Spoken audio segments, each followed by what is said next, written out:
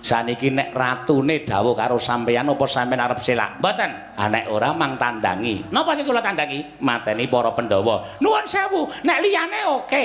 Lho. Durna kok nganggo oke barang. Wayang niku saniki bebas kok Dipati.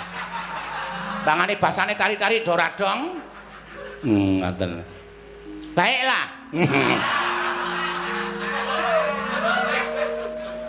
Kula sagah. Ning nek kon matani para Pandhawa, nuwun sewu kula mboten sagah. Oh, Durna. Wonten dawuh. Mrai ngaten cetha. Mrai jenengipun Bapak Durna menika mboten lahir batin kaliyan ingkang putra ing Ngastina. Lahir batos nggih, lahir batos. Mrai lahir batos ki menapa panjenengan mboten ngleksanake dawuhing Ratu Ngastina? Oh, lah menika nggih. Menika geseh kaliyan batos kula, geseh kaliyan ati kula. Ora usah dadak nganggo digeseh-gesehke. Pun ta.